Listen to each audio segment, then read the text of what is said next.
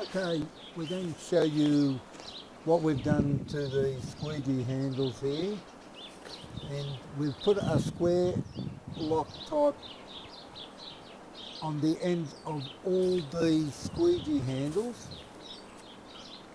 as you can see, and when it's like this it gives you a better grip and less likelihood of getting RSI, cramping in your hands, etc, etc, etc.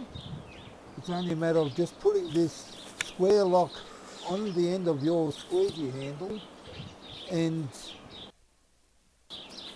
you will find the difference in using all your squeegees.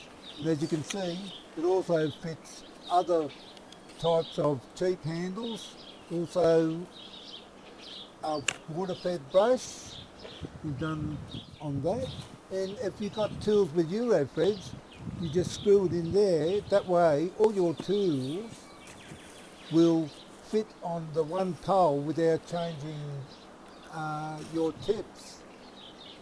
And under this video you'll see our Facebook page where it will tell you how we put all those square locks on the end of the handles.